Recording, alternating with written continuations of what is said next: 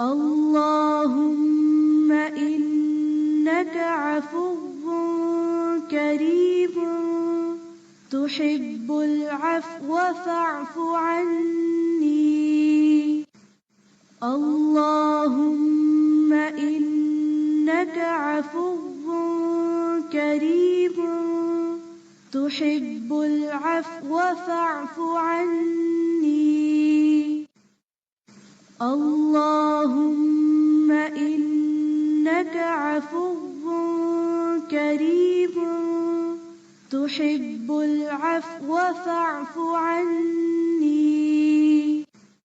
اللهم إنك عفو كريم تحب العفو فاعف عني.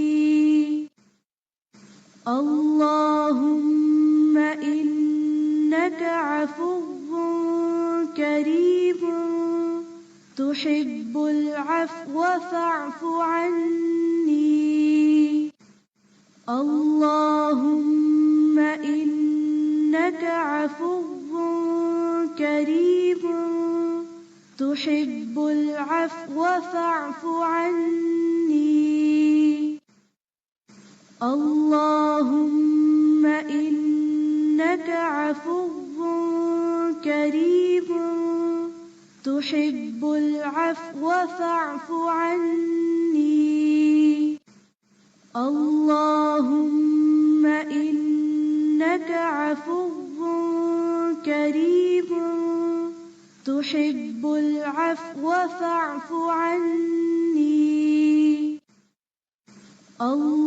اللهم إنك عفو كريم تحب العفو فاعف عني. اللهم إنك عفو كريم تحب العفو فاعف عني. اللهم إنك عفو كريم تحب العفو فاعف عني. اللهم إنك عفو كريم تحب العفو فاعف عني.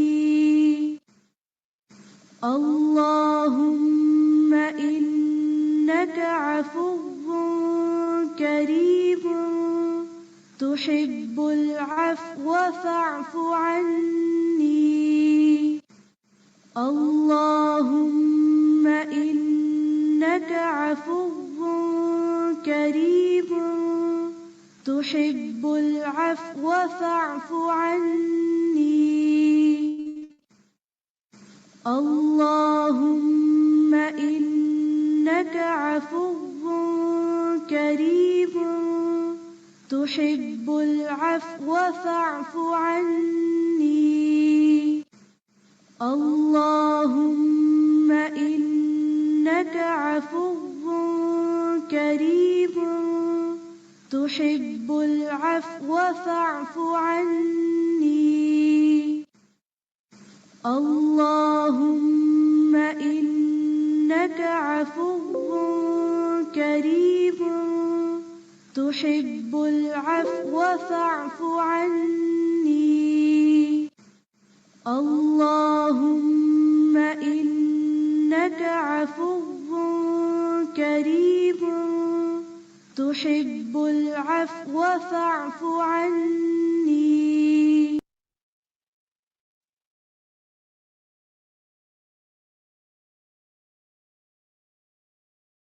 أعوذ بالله من الشيطان الرجيم. بسم الله الرحمن الرحيم. الحمد لله رب العالمين. الرحمن الرحيم. مالك يوم الدين. إياك نعبد وإياك نستعين اهدنا الصراط المستقيم صراط الذين أنعمت عليهم غير المغضوب عليهم ولا الضالين.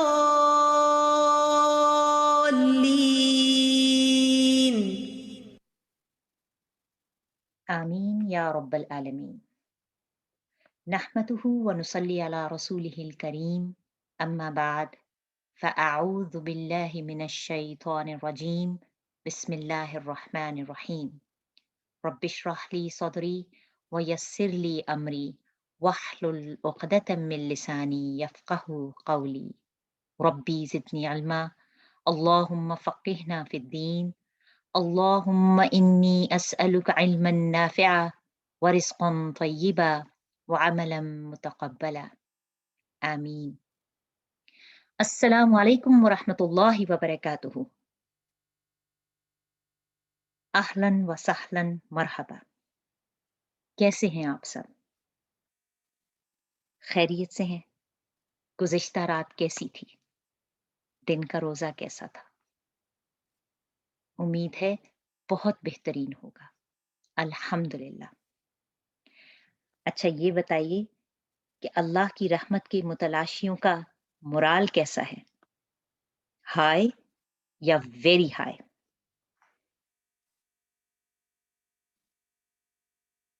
یہ ہوئی نا بات. ماشاء اللہ، ویری ہائی. الحمدللہ. چلیں اس مورال کو مینٹین کرنے کے لیے آپ کو حضرت عائشہ رضی اللہ عنہا کی ایک بات بتاتی ہوں. وہ کہتی ہیں کہ جب رمضان کا آخری عشرہ شروع ہوتا تو نبی کریم صلی اللہ علیہ وآلہ وسلم کمر بستہ ہو جاتے، راتوں کو جاگتے اور اپنے اہل خانہ کو بھی جگاتے. یاد ہے نا کل ہم کیا بات کر رہے تھے؟ کس کام کو کرنے کی نیت باندھی تھی؟ کون سا سفر ہم نے اکٹھے شروع کیا تھا؟ کون سی بات تھی جو اللہ کا حکم اور نبی کی سنت سمجھ کر ہم نے قبول کیا تھا؟ کیا تھا بھلا؟ کسی کو یاد ہے؟ کوئی بتائے گا؟ لکھ کے بتا دیں. ارے ہم نے وہ رات جو 1000 مہینوں سے بہتر ہے، وہ رات جو فیصلوں کی رات ہے، وہ رات جو فرشتوں کے نزول کی رات ہے، وہ رات جو بخشش کی رات ہے، وہ رات جو معافی کی رات ہے، وہ رات جو پورے سال بھر کی راتوں میں سب سے اہم اور سب سے افضل ہے، اس کو تلاش کرنے کی نیت کی تھی. اپنا ایک حلقہ بنایا تھا کہ ایک دوسرے کے ساتھ مل کر اس رات کو پانے کی کوشش کریں گے. اس رات میں کیا کرنا ہے، کیسے کرنا ہے، ایک دوسرے کو بتائیں گے. سنت سے ثابت خوبصورت دعائیں، تسبیحات اور افضل اعمال سیکھیں گے تاکہ ہم اپنی ذاتی عبادت کو بھی بہتر بنائیں اور اپنے پیاروں کے ساتھ ان چیزوں کو شیئر کر سکیں اور اپنے ثواب میں ان کو بھی شامل کر لیں.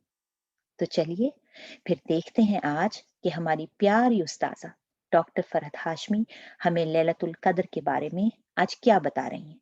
تو اپنے اپنے ٹریئر باکس میں آج کے جیمز ڈالنا شروع کر دیں. تفسیر کے ساتھ شروع کرتے ہیں. بسم اللہ.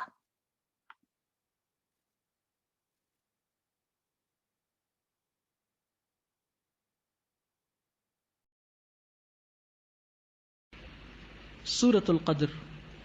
بسم اللہ الرحمن الرحیم.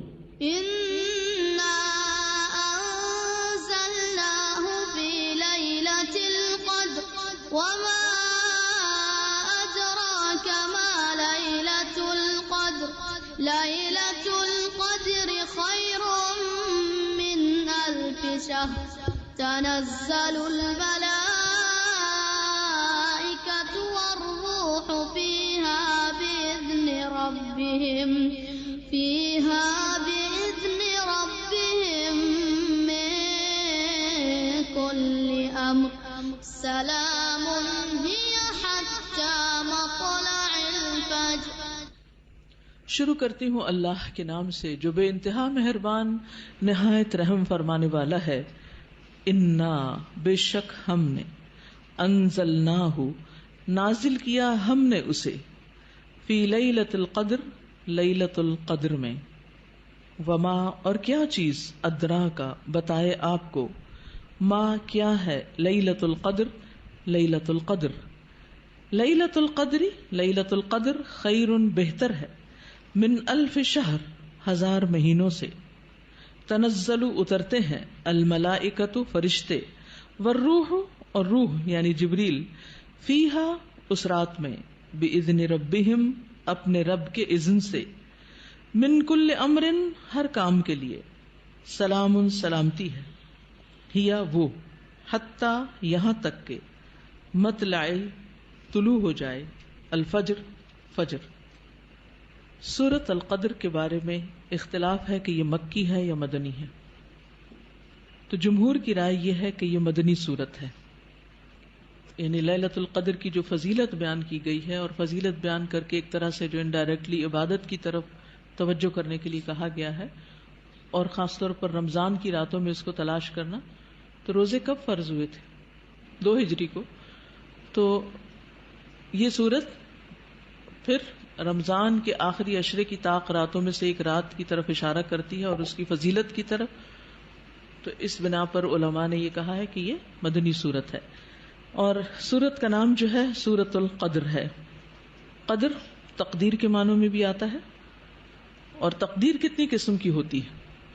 عقیدہ واسطیہ یاد کریں، تقدیر کتنی قسم کی ہوتی ہے؟ یہ چیزیں یاد ہونی چاہیے۔ تقدیر پہ ایمان ہے نا، تو پھر یہ چیزیں بار بار دہراتے رہیں تاکہ ہمیں بھولے نہ اور ہمارا ایمان مکمل رہے۔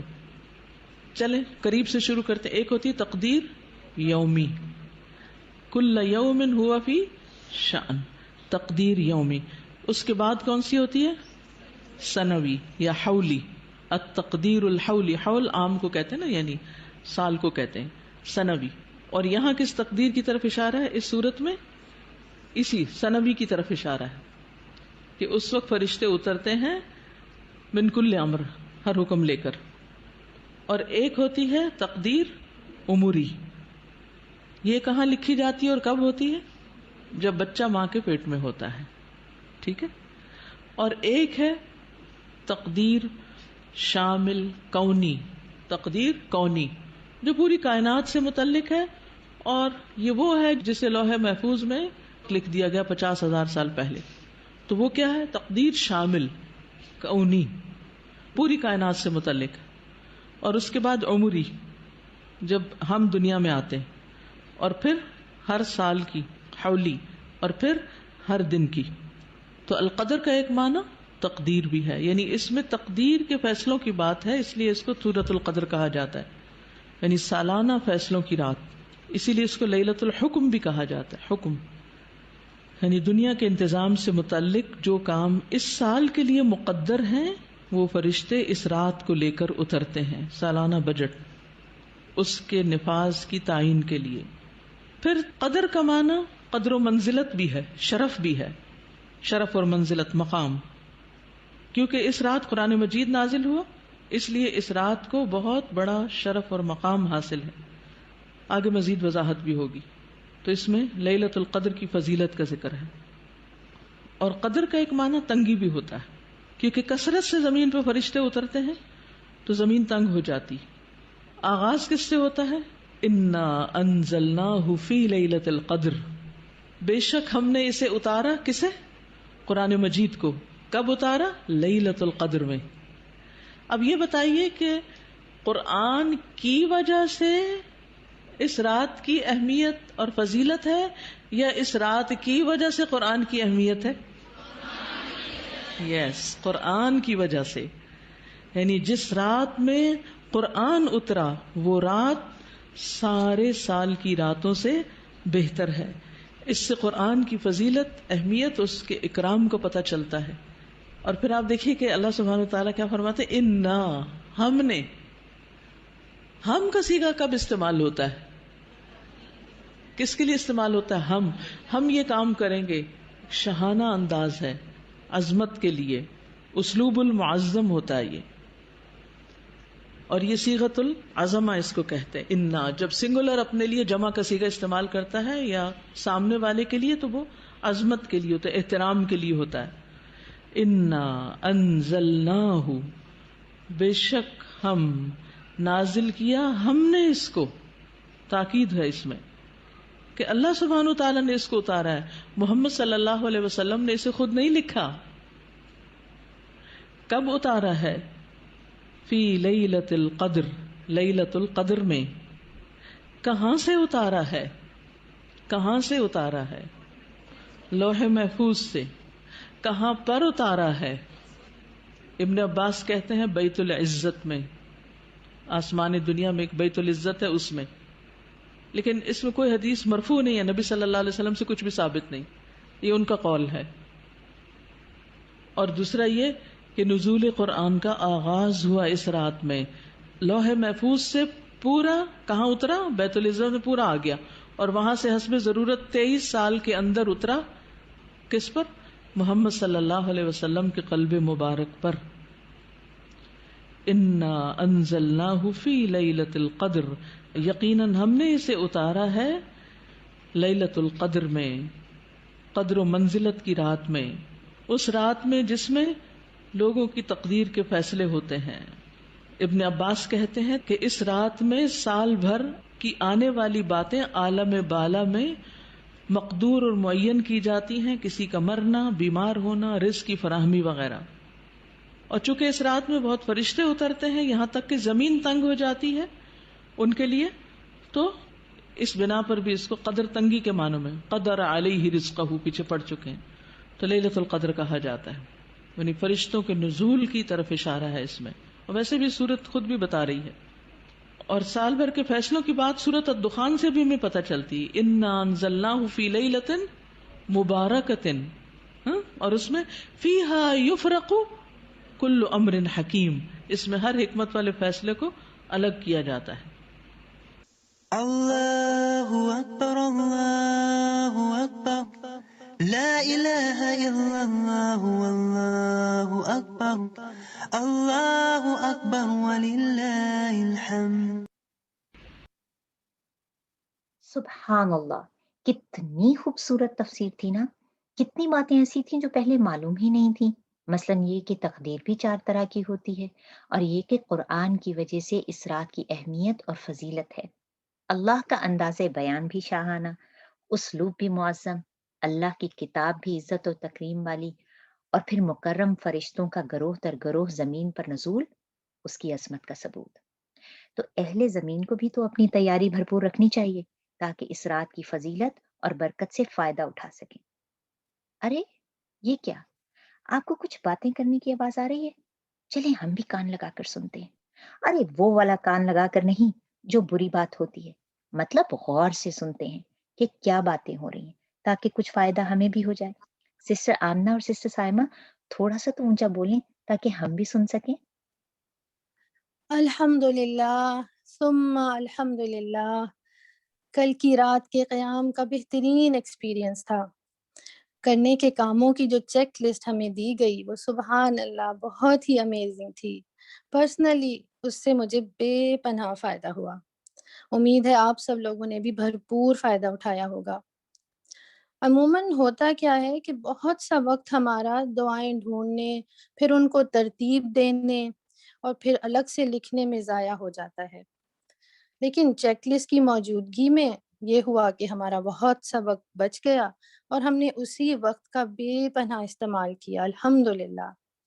اور کیونکہ ہم نے ان دعاؤں اور اذکار اور اعمال کی فضیلت بھی پڑھ لی تھی، تو الحمدللہ پورے خشوع کے ساتھ اذکار کرنے کا موقع ملا، اللہ اسے قبول فرمائے۔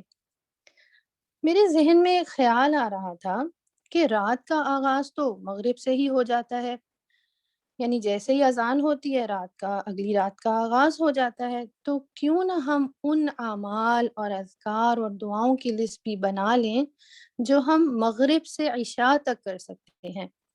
ادروائز مجھے لگتا ہے وہ وقت ہم باتیں کرنے یا کھانے پینے میں ہی ویسٹ کر دیتے ہیں۔ ہمیں چاہیے کہ اس وقت کو بھی تھوڑا پروڈکٹیو بنائیں اور بے شمار اجر و ثواب کما لیں انشاءاللہ۔ تو سسٹر سائمہ کائنڈلی آپ ہمیں بتا سکتی ہیں کہ وہ کون سے اذکار اور دعائیں ہم کر سکتے ہیں تاکہ مغرب سے عشاء تک کا وقت بھی ہم بھرپور استعمال کریں انشاءاللہ۔ ماشاء اللہ تبارک اللہ سسٹر آمنہ، بہت اچھا مشورہ آپ نے دیا. میں بہت خوشی کے ساتھ سب کے ساتھ اپنی وش شیئر کرنا چاہوں گی. ویسے ہمارا وارم اپ ٹائم جو ہے نا وہ تو اصال کے وقت سے ہی شروع ہو جاتا ہے، جب ہم اذکار المساء کرتے ہیں، صبح کے اذکار اور پھر شام کے اذکار تو اپنے ٹائم پہ ضروری ہے نا.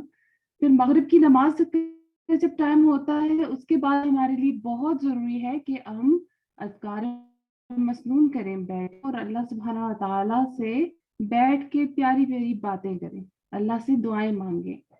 اس کے علاوہ ہم کیا کر سکتے ہیں؟ ہم اذکار کے بعد آیات الکرسی پڑھ سکتے ہیں، سورۃ الاخلاص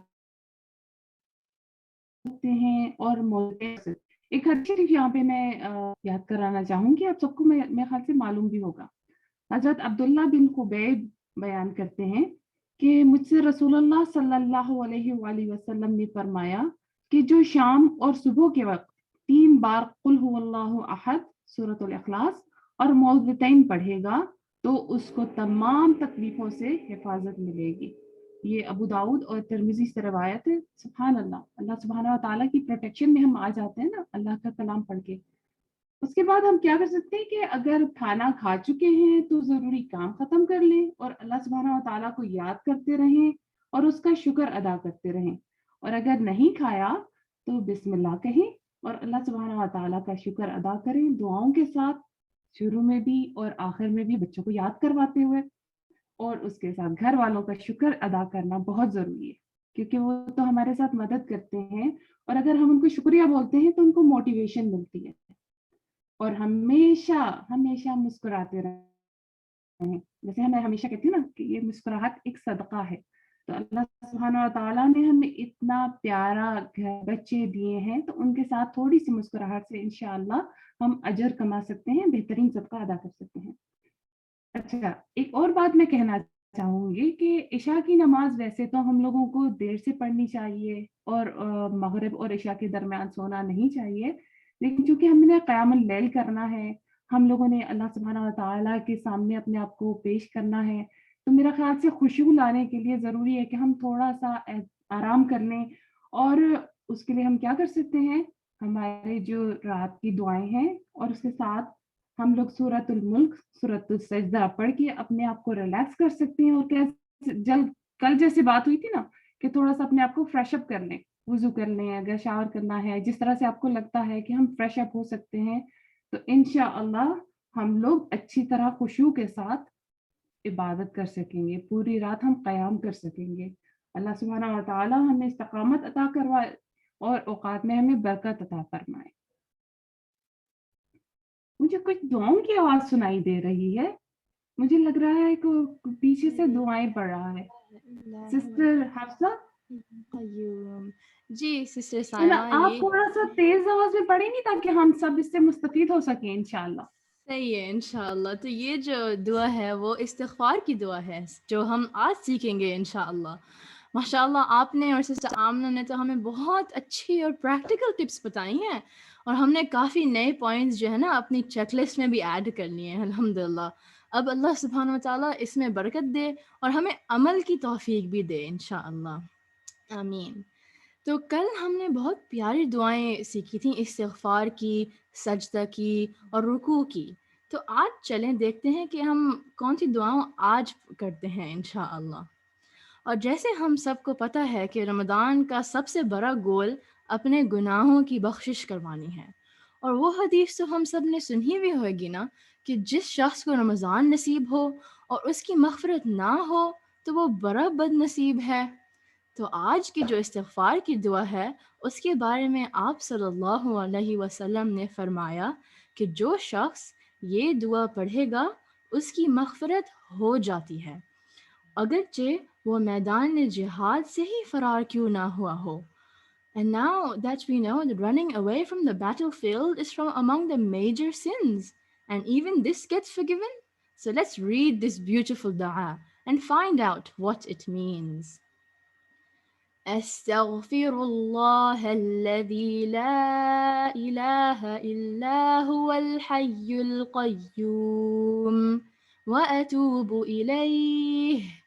میں بخشش مانگتا ہوں اللہ سے جس کے سوا کوئی معبود نہیں، زندہ قائم رہنے والا ہے، اور میں اس کی طرف توبہ کرتا ہوں۔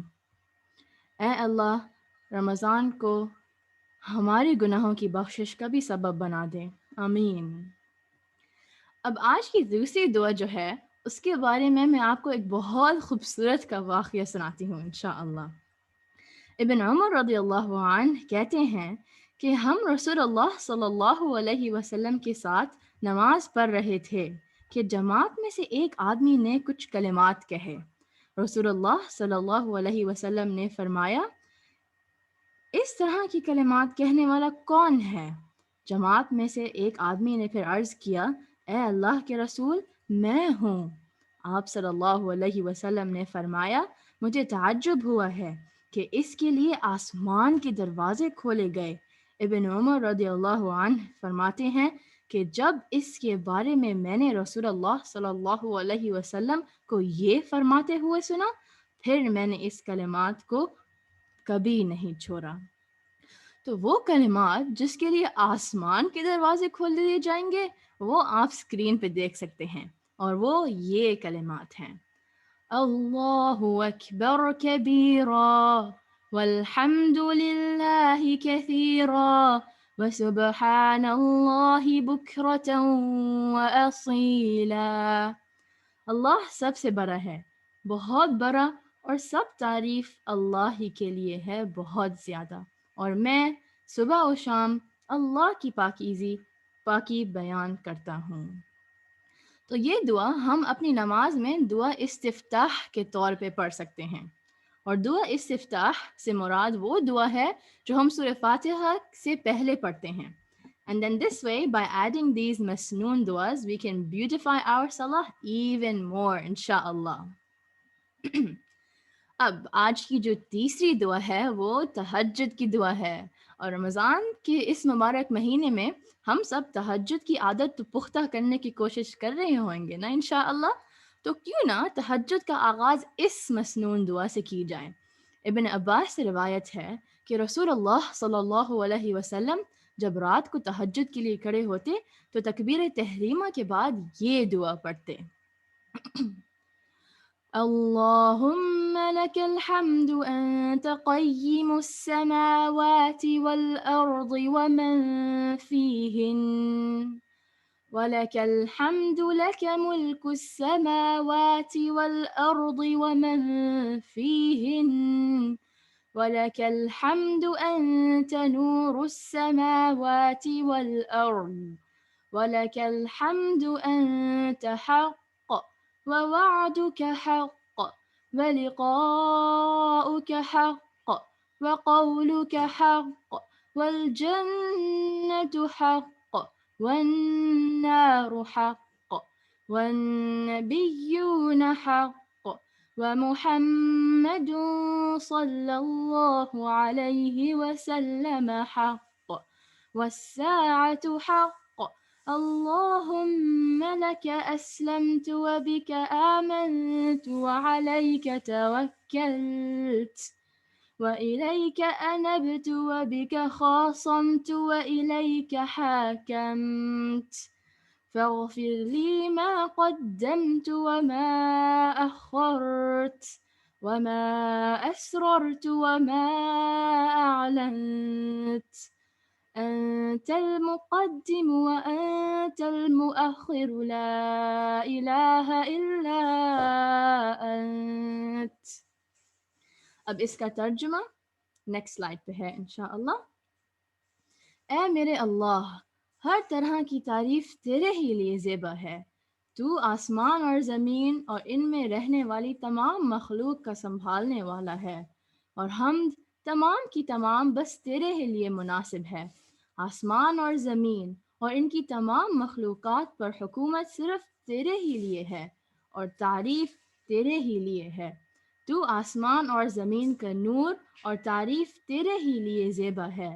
تو سچا ہے، تیرا وعدہ سچا، تیری ملاقات سچی، تیرا فرمان سچا ہے، جنت سچ ہے، دوزخ سچ ہے، انبیاء سچے ہیں، محمد صلی اللہ علیہ وسلم سچے ہیں، اور قیامت کا ہونا سچ ہے۔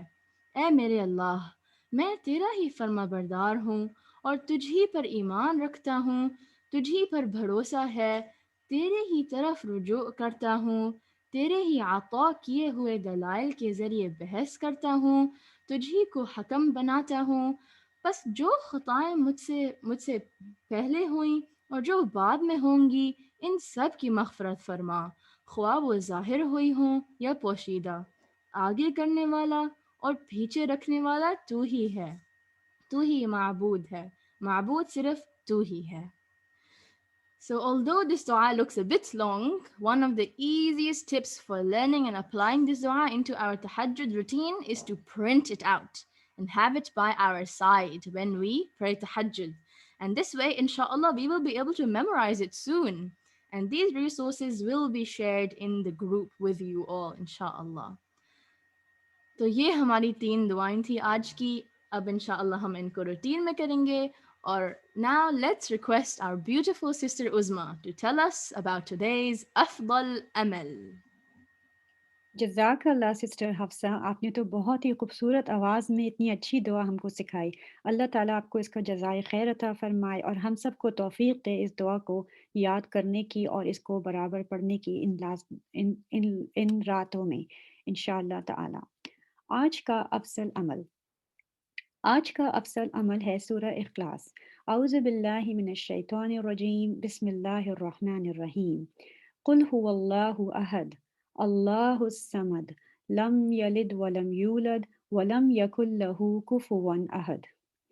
رسول اللہ صلی اللہ علیہ وسلم نے فرمایا، جو شخص 10 بار سورہ اخلاص کی تلاوت کرے گا، اللہ تعالیٰ اس کے لیے جنت میں ایک محل تعمیر کرے گا۔ حضرت عمر رضی اللہ عنہ نے کہا، پھر ہمارے پاس جنت میں بہت سے محلات ہوں گے؟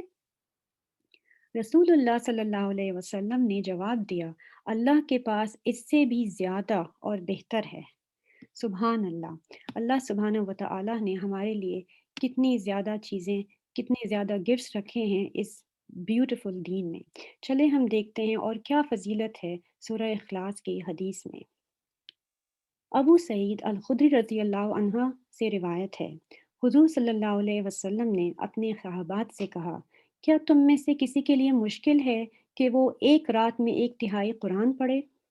یہ سن کے صحابہ بولے، ہم میں سے کس کے پاس اتنی قوت ہے یا رسول اللہ صلی اللہ علیہ وسلم؟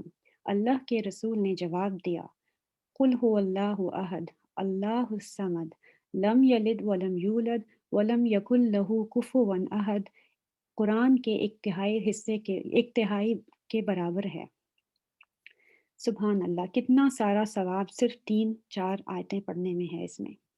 اس کے علاوہ عائشہ رضی اللہ عنہا فرماتی ہیں کہ جب بھی حضور صلی اللہ علیہ وسلم بستر میں جاتے تھے ہر رات، وہ اپنے ہاتھوں پہ سورہ اخلاص، سورہ فلق اور سورہ ناس کو پھونک کر اپنے ہاتھوں سے اپنے چہرے کو، اپنے ماتھے کو اور اپنی پوری باڈی میں ہاتھ پھیر کے 3 بار یہ کرتے تھے۔ تو ہم کو بھی یہ چیزیں کرنی چاہیے۔ اس کے علاوہ جابر ابن عبداللہ سے روایت ہے کہ جب حضور صلی اللہ علیہ وسلم 2 رکعت پڑھتے تھے طواف کے بعد، تب بھی وہ سورہ اخلاص اور سورہ کافرون پڑھا کرتے تھے ان 2 رکعتوں میں۔ مغرب کی نماز کے بارے میں بھی روایت آتی ہے، ابن عمر کہتے ہیں کہ حضور صلی اللہ علیہ وسلم سورہ کافرون اور سورہ اخلاص پڑھا کرتے تھے سنت میں مغرب کی نماز میں۔ اور ابو ہریرہ بھی بتاتے ہیں کہ سورہ اخلاص اور سورہ کافرون 2 سنت فجر سے پہلے اس وقت میں بھی حضور صلی اللہ علیہ وسلم پڑھا کرتے تھے۔ عبداللہ ابن خبیب بتاتے ہیں کہ جیسے آج ہم نے سنا اور دوسری سسٹر نے بھی ہمیں بتایا تھا کہ سورہ اخلاص، سورہ فلق اور سورہ ناس کو 3 بار ہم لوگ صبح میں فجر سے پہلے پڑھیں، اور اس کے علاوہ جس وقت مغرب کا وقت ہونے والا ہو اس وقت اگر ہم پڑھیں تو یہ ہمارے لیے کافی ہوگی ہر طرح سے۔ ایک اور روایت ہے انس رضی اللہ عنہ سے، انہوں نے بتایا کہ ایک آدمی آیا حضور صلی اللہ علیہ وسلم کے پاس اور اس نے کہا کہ مجھے سورہ اخلاص سے بہت زبردست محبت ہے۔ اس کو سن کے حضور صلی اللہ علیہ وسلم نے جواب دیا، تمہاری یہ محبت تم کو جنت میں لے جائے گی۔ ماشاء اللہ، اتنی سارے ثواب اتنی چھوٹی سی سورہ میں اللہ سبحانہ و تعالیٰ نے ہمیں لکھ دیے ہیں۔ انشاءاللہ ہم اس کو جو ہے پانے کی پوری کوشش کر سکتے ہیں۔ آج کل چلتے پھرتے اٹھتے بیٹھتے ہم آرام سے سورہ اخلاص پڑھ سکتے ہیں، اور ان کلمات کو جن کو ہم آج کل سیکھ رہے ہیں اس میں ہم ایڈ کر سکتے ہیں۔ جزاک اللہ خیر۔ اب میں پاس کرتی ہوں سسٹر سبین کو اس پروگرام کو اینڈ کرنے کے لیے۔ ارے واہ، مجھے تو بہت مزہ آیا۔ میرا ٹریئر باکس تو لگتا ہے بھرتا جا رہا ہے۔ ہر دعا لگتی ہے کہ اپنی جگہ بہترین ہے۔ 10 مرتبہ سورہ اخلاص اور جنت میں محل، وہ تو مجھے بھی چاہیے، بلکہ ہم سبھی اس کے خواہش مند ہیں۔ ذرا سوچیں تو، جب ہم سب جنت کی طرف جا رہے ہوں گے اور اللہ کو پیش کرنے کے لیے ہمارے پاس کچھ مسنون اذکار، دعائیں، تسبیحات، افضل اعمال، کچھ قرآن، کچھ حفظ، کچھ نمازیں، یہ سب ہوگا تو کتنا مزہ آئے گا۔ کیا پتا اللہ کو کون سی عبادت پسند آ جائے اور ہماری کشتی پار لگ جائے۔ بہرحال ہمارا کام تو ہے اپنی کانشیس ایفرٹس کرنا، خلوص نیت کے ساتھ، خالص اللہ کی رضا اور اس کی خوشنودی کی خاطر۔ اور یاد رہے کہ اپنی کوششوں پر اکتفا نہیں کرنا، بلکہ اس کی رحمت کا طلبگار ہمیشہ رہنا ہے، کیونکہ ہماری تو بڑی بروکن ایفرٹس ہیں۔ امید تو صرف اسی سے ہے۔ کسی نے کیا خوب کہا ہے، تیری رحمتوں پہ ہے منحصر میرے ہر عمل کی قبولیت، نہ مجھے سلیقہ التجا، نہ مجھے شعور نماز ہے۔ اس دعا کے ساتھ کہ جس کو منانے چلے ہیں وہ راضی ہو جائے، جس کو پانے نکلے ہیں وہ آج مل جائے، بے قرار دلوں کو وہ اپنی رحمت اور سکینت سے ڈھانپ لے۔ باری تعالیٰ آپ سب کو اپنی بہترین عافیت اور آسانیوں سے ہمکنار کرے۔ اپنی دعاؤں میں ہمیں بھی یاد رکھیے گا، ربنا تقبل منا انک انت السمیع العلیم وتب علینا انک انت التواب الرحیم، سبحانک اللہم وبحمدک، نشہد ان لا الہ الا انت، نستغفرک ونتوب الیک۔ السلام علیکم ورحمۃ اللہ وبرکاتہ۔